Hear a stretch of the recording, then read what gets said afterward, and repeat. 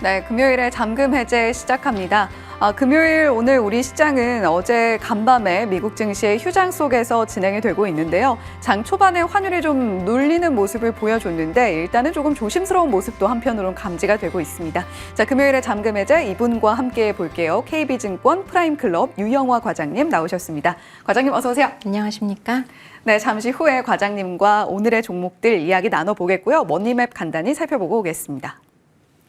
오늘 반도체 종목 SK 하이닉스만 현재 빨간불 켜주고 있습니다. 장 초반만 해도 전반적으로 또 한 번 훈풍이 깃드는가 했는데 삼성전자 0.9% 현재 하락으로 흘러가고 있고요. 소부장단에서도 하락 종목들이 훨씬 더 많이 보여지고 있습니다. LG전자, 삼성전기, LG디스플레이는 상승이기는 한데 상승폭 자체는 아주 크지는 않고요.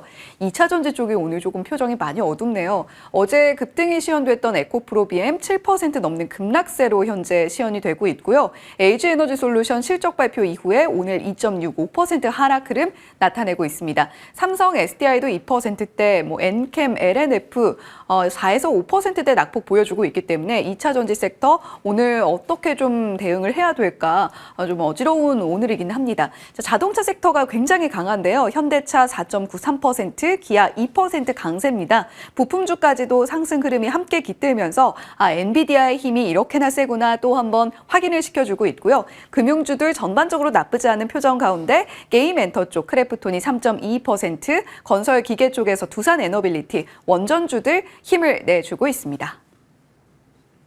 예, 머니맵 살펴보고 왔고요. 오늘 또 과장님과 함께하는 시간인 만큼 한 주 동안 연기금 사모펀드 어느 쪽에서 매수세를 많이 보여줬는지 살펴보고 가겠습니다. 자, 최근 일주일 동안에 매수 강도 상위 20위권 들여다보니까요. 노랑 색깔이 굉장히 많이 보입니다. 유니퀘스트, 필옵틱스, 주성 엔지니어링, 이오테크닉스, 반도체 종목도 굉장히 많이 매수했네요. 네, 일단 가장 많이 매수한 섹터는 반도체랑 로봇이라고 보시면 될 것 같고요. 네. 반도체 같은 경우는 이슈들이 좀 긍정적으로 나와서 일단 첫 번째로는 ISM 제조업, 우리 이제 국내 메모리 반도체와 업황을 굉장히 좀 밀접하게 가져가는 지표인데 ISM 제조업 지수 중에서도 이제 신규 주문이 2개월 연속 긍정적으로 데이터가 나오면서 반도체에서 수급이 긍정적으로 유입이 되었고요. 과거로부터 ISM 제조업 지수의 반등은 곧 레거시 반도체의 반등이라고 생각이 될 만큼 거의 틀린 적이 없었습니다. 이번에도 그런 영향이 있었다라고 보실 수 있고요. 일단 그 ISM 그 제조업 지수 반등이 B2C 반등을 의미하기 때문에 특히나 더 이제 핸드셋이나 PC 이런 쪽에 관련이 깊은 레거시 반도체에 영향을 주는데 일단 여러 가지 측면에서 수요를 좀 압박했던 이 선거 불확실성이 좀 해소가 되고 또 잇따른 기준금리 인하 이런 효과들이 좀 어느 정도 이 지표에 반영이 되지 않았나라는 생각이 들고요. 이 ISM 제조업 지수가 반등했다. 이것은 결국에 이제 외국인 수급에 일부 이제 변화를 줄 수 있다라고 보고 있고 이번 달에는 일단 급격하게 반영을 했기 때문에 잠시 소강 상태이긴 하지만 다음 달 ISM 제조업 지수 일단 체크를 해봐야 될 것 같고요. 최근에 이제 외국인이 한국 증시를 매도한 이유는 이제 국내의 어떤 정치적 불확실성 이런 부분들도 있었겠지만 더 큰 것은 반도체 이익 성장에 대한 기대감 하락이었던 것 같아요. 근데 그런 부분들이 일단은 이 지수 반등에 의해서 조금은 바닥을 만들어줄 수 있지 않을까라는 생각이 들고요. 다만 이제 이런 레거시 지표들은 긍정적이지만 이 AI 성장 이 엔비디아 같은 경우는 이제 그 성장률, 모멘텀이 좀 꺾이고 있다라는 부분들이 있기 때문에 이 부분은 이제 좀 감안할 필요가 있는데 이것도 좀 약간 긍정적인 부분이 하나 또 플러스된 것은 지금 최근에 SK하이닉스가 박스권 뚫고 올라가려고 하는 움직임 보여주고 있잖아요. 이것이 결국 브로드컴의 주문형 반도체에 플러스 알파가 붙었기 때문이라고 저는 생각을 하고 있고요. 이 부분이 아마 1월 23일 날 SK하이닉스의 실적 발표에서 아마 얘기가 좀 나오지 않을까 그런 긍정적인 코멘트들이 나온다면 추가적인 업사이드를 좀 열어놓으셔도 되지 않을까라고 생각이 들고 레거시 쪽으로는 마지막 퍼즐 하나가 좀 남았는데 결국 이제 수요가 살아나는 부분인데 이제 중국 3월에 양회가 있습니다. 거기에서의 숫자 확인이 필요하고 그 이후에 중국 스마트폰의 회복 여부에 마지막 레거시 반도체의 상승 퍼즐이 좀 남아있다라고 보시면 좋을 것 같습니다. 예, 반도체 종목들 보통 10개 분기 상승을 하면 5개 분기는 상승을 반납하고 이러한 사이클을 이야기를 해왔는데 AI가 참 많은 것들을 바꾸고 있는 것 같습니다. SK 하이닉스 돌파의 흐름을 나타내고 있는 그 근거까지 브로드컴의 주문연 제작 때문이 아닐까라는 의견까지 전해주셨으니까요. 반도체 종목들 안에서 좀 답을 찾아가신다면 이렇게 수급의 흐름들까지 체크를 해보셔야 되겠고요. ISM 제조업 지수를 보는 것도 또 하나의 팁으로 공유를 해주셨습니다. 자, 그럼 오늘 본격적으로 잠금 해제 종목들 하나하나 열어보도록 할게요. 첫 번째 종목입니다. 자, 첫 번째 종목은 한화 시스템이고요. 우주 무인무기 시대 히어로라고 소제목을 달아주셨습니다. 한화 시스템의 첫 번째 키워드 바로 열어볼게요. 자, 한화 시스템 무인 수상정 이렇게 또 키워드가 나타나고 있는데 이 수상정이라는 것이 무인으로 운영이 되게 만드는 것을 한화 시스템이 시스템적으로 고려를 하고 있는 건가요? 맞습니다.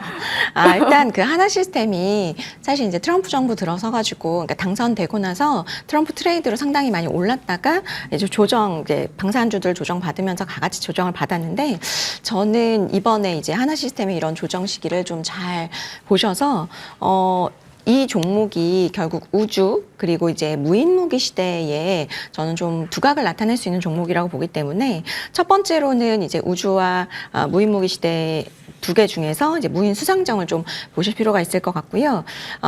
이 회사는 국내의 함정 대부분의 이제 두뇌인 전투 체계를 공급을 합니다.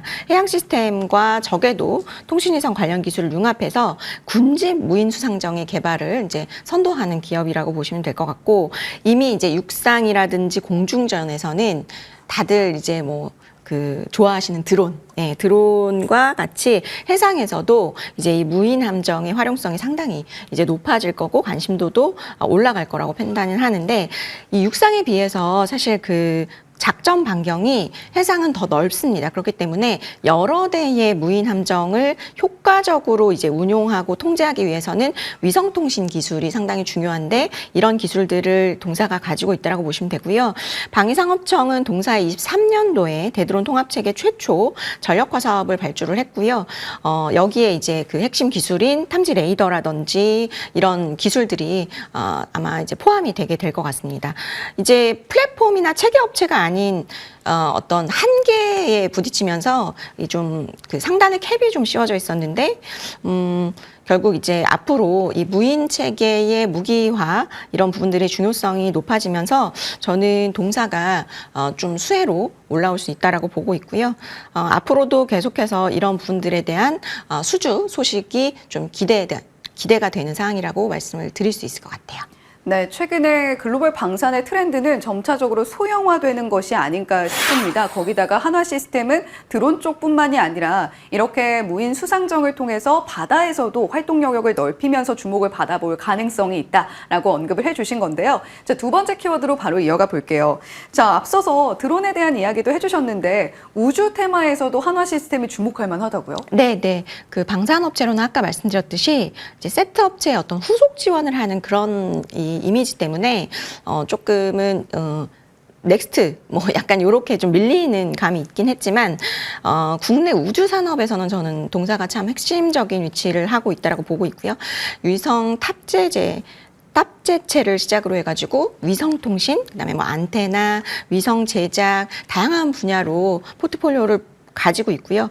그리고 올해 국내 위성 발주 증가가 되는 부분이 아마 동사의 주가의 전환점이 될 것으로 저는 보고 있습니다.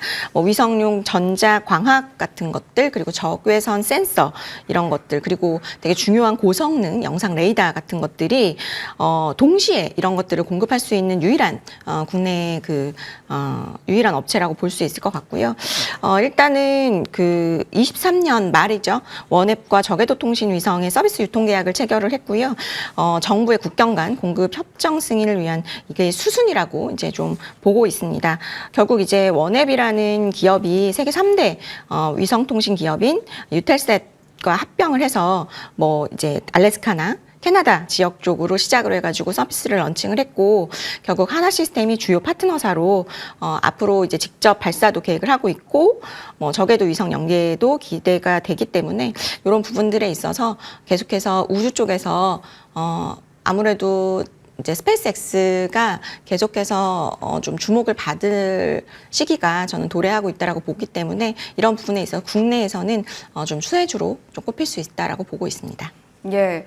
지금까지 한화시스템이 대형 체계를 좀 후속 지원하는 느낌으로 방산 쪽에서는 상대적으로 수혜가 됐었다면 우주 쪽에서는 오히려 주도권을 잡고 우리가 한화시스템을 지켜봐야 될 강력한 이유가 있지 않을까라고 언급을 해주셨습니다. 대표적으로 위성용 전자광학이라던가 적외선 센서, 고성능 영상 레이더 쪽에서 한화시스템이 영위하고 있는 부분이 주목을 받을 가능성이 있다고 언급해 주셨으니까요. 한화시스템 이제 제시해 주시는 목표가까지 함께 들어보시면서 가격 전략 챙겨가시면 좋겠네요.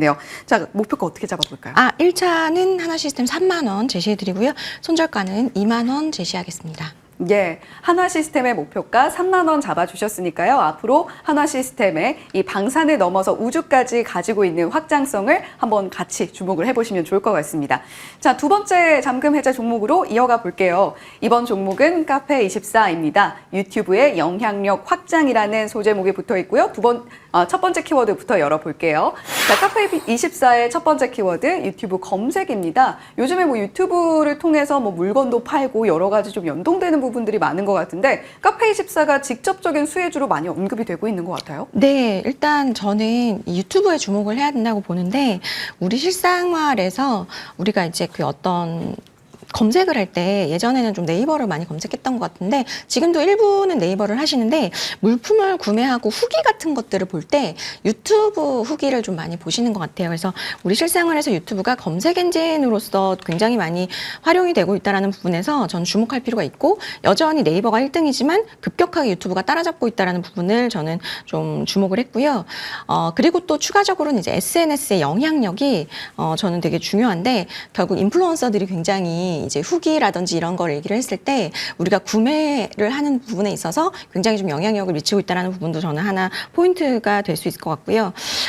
일단 인스타그램이나 틱톡 같은 그 게시글에 좋아요를 누르면 이게 이제 반응형 액션이라고 보통 얘기를 하는데 유튜브는 정보 검색 등에 활용되는 비중이 상당히 높습니다. 그래서 이런 부분에 있어서 이제 쇼핑 부분에서 빠른 침투가 좀 예상이 되는 상황이고요.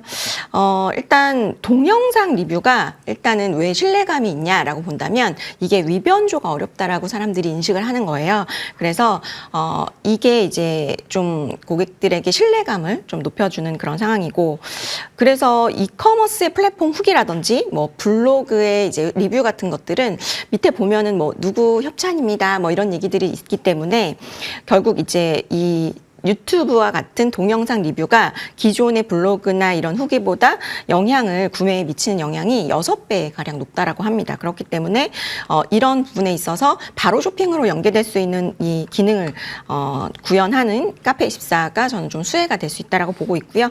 24년 그러니까 작년 6월에 전 세계 최초로 유튜브 쇼핑 전용 스토어 기능을 이제 출시를 했고요.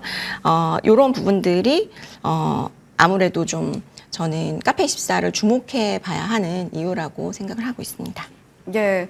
저도 사실 검색할 때 네이버를 사용하는 것을 굉장히 좋아합니다만 요즘 친구들은 네이버로 검색을 하면 아재다 또 이렇게 이야기를 하더라고요. 그만큼 그렇죠. 유튜브도 검색 엔진으로서의 기능이 상당히 많이 올라와 있고 실제로 카페24는 그 안에서도 강력한 수혜주로 언급이 되고 있다는 부분 챙겨가시면 좋겠습니다. 두 번째 키워드입니다. 이번 키워드는 실적인데요. 카페24가 사실 실적 면에서는 오랫동안 좀 부진한 모습을 보여왔었잖아요. 이렇게 유튜브 쇼핑을 통해서 강력한 수혜주로 부각이 된다면 실적 면에서도 성장이 기대되겠네요. 네, 일단 작년부터 좀 턴어라운드하는 모습들, 비용 축소하는 모습들을 긍정적으로 보여줬기 때문에 올해부터는 이제 좀 수익을 제대로 거둘 수 있는 시기라고 보고 있고요.